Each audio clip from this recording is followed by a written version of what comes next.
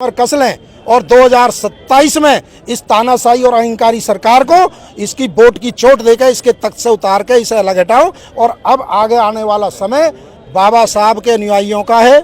मान्यवर काशीराम साहब के असली वारिस एडवोकेट चंद्रशेखर आजाद जी के नेतृत्व में पूरे उत्तर प्रदेश के अंदर आप देखना, जिला पंचायत चुनावों में और फिर विधानसभा चुनावों में ये जो हिटलरशाही सरकार की है, इसको बदल के यहाँ पर कानून का राज होगा, संविधान का राज होगा। लगातार सांसद चंद्रशेखर आजाद पर कुछ ही दिनों में 2 हमले हो जाना, किस प्रकार से देख रहे हैं? देखिए, जो हमारी आपके माध्यम से ये भी मांग है कि राष्ट्रीय अध्यक्ष जी को जेड श्रेणी की सुरक्षा दी जाए। जब बाबाओं को आप इतनी सुरक्षा दे सकते हो, ये तो करोड़ों लोगों की आवाज़ है, बहनों के करोड़ों बहनों को न्याय दिलाने वाले भाई हैं। और टाइम्स मैगजीन ने भी इनको 100 उभरते हुए देश के दुनिया के नेताओं में माना है। तो इनके लिए तो वाई श्रेणी की सुरक्षा जो दे रखी है सरकार ने, वो भी केवल यूपी तक दे रखी है, वो भी पूरे देश के अंदर नहीं जा सकते। हमला अभी आप जहाँ भी जाते हैं, उड़ीसा के अंदर गए, वहाँ हमला हुआ, पहले सहारनपुर में हमला हुआ, मथुरा के अंदर हमला हुआ। तो इन हमलों से तो ना तो राष्ट्रीय अध्यक्ष जी डरने वाले, ना उनके क्रांतिकारी सिपाही डरने वाले, ना आज़ाद समाज पार्टी भीम आर्मी वाले कार्यकर्ता डरने वाले।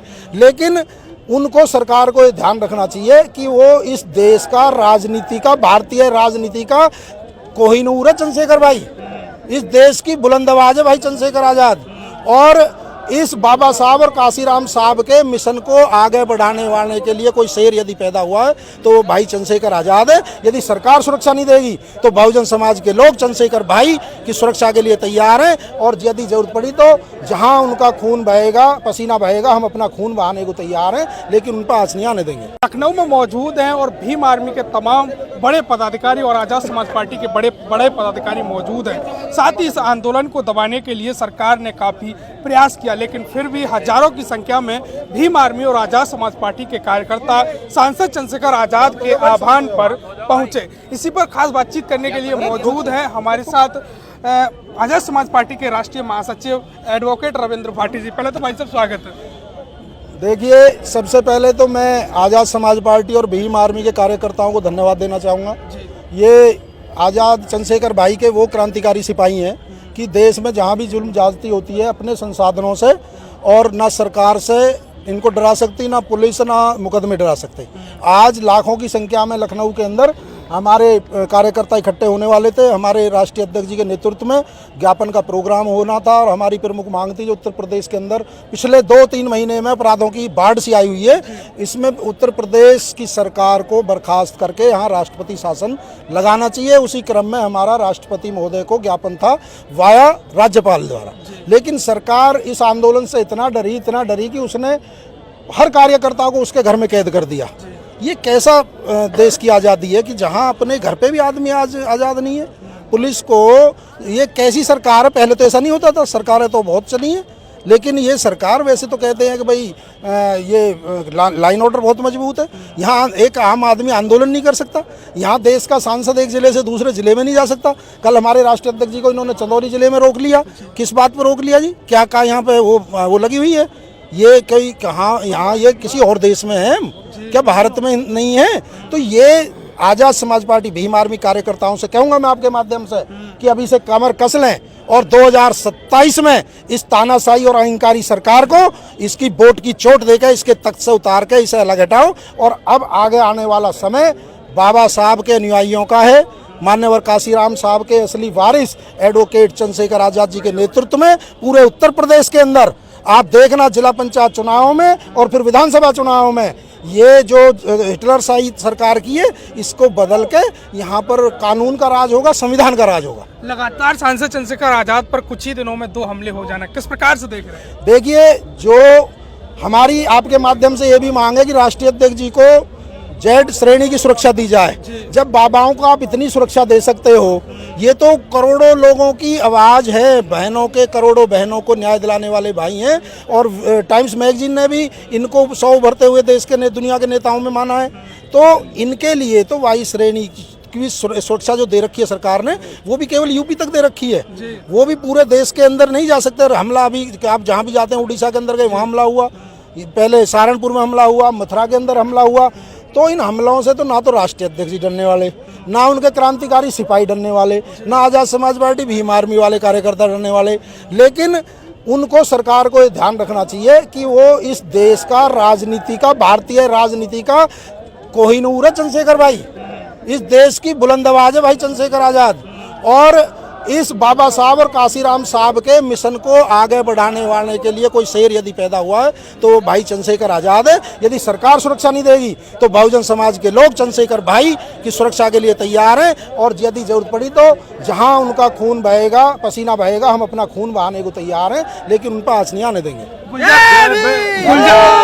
गुलजार भाई, क्या लगता है, आंदोलन ने बड़े आंदोलन का रूप ले लिया, लेकिन पुलिस ने जिस आंदोलन को दबाया तो किस प्रकार से देख रहे हैं? देखो, पत्रकार महोदय, पुलिस का रवैया है, वो नहीं चाहती कि हमारा आंदोलन सफल हो।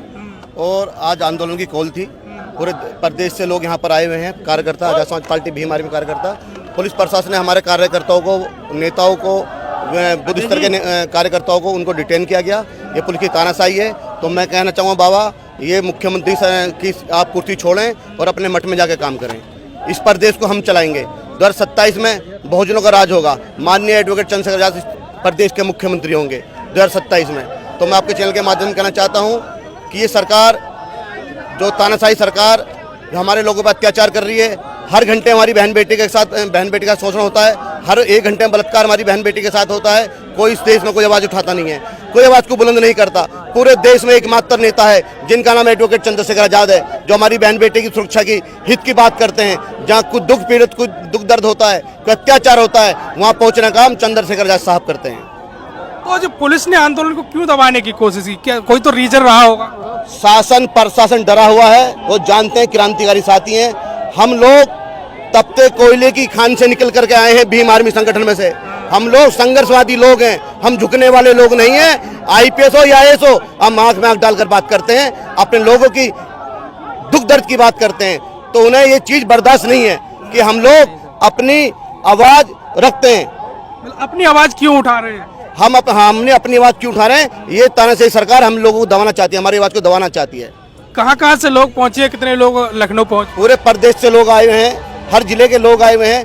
अधिकतर लोगों को डिटेन कर लिया गया है। पूरी उत्तर प्रदेश के लोग यहाँ पर मौजूद हैं, कहाँ से आए? हजारों की संख्या में। कानपुर देहात। आप भाई साहब? भाई साहब, मैं लखनऊ जिला अध्यक्ष हूँ। भाई साहब आप? हरदोई। आप भाई साहब? कानपुर देहात से भोगनी। क्या लग रहा है अध्यक्ष जी आंदोलन को लेकर? आंदोलन को लेकर ये बहुत बड़ी क्रांति आ चुकी है। अब ये थमने वाली नहीं है। अब ये तानाशाही सरकार हम लोग बर्दाश्त नहीं करेंगे। और दबे कुचले और बेसहाराओं का सहारा चंद्रशेखर आजाद भाई बन चुके हैं। ये हमारे साथ भीम आर्मी और आजाद समाज पार्टी के तमाम कार्यकर्ता थे जो लखनऊ में एक बड़े आंदोलन के लिए पहुंचे थे, लेकिन सांसद चंद्रशेखर आजाद यहाँ नहीं पहुंचे। बने रहिए खास खबर के साथ, मिलते हैं अगली खबर अगली वीडियो में। तब तक लेते हैं आपसे विदा। बहुत बहुत धन्यवाद। साथियों, मैं निरंजन सिंह बहुजन साथी चैनल के माध्यम से हमेशा ग्राउंड रिपोर्ट आपके बीच रखता हूं। अगर आपको मेरा काम पसंद आता है तो आप बहुजन साथी चैनल को आर्थिक मदद करें, जिससे कि हम यूं ही निरंतर ग्राउंड पर डटे रहें। आप हमें स्क्रीन पर दिख रहे QR कोड UPI ID बहुजन साथी @YBL के जरिए मदद भेज सकते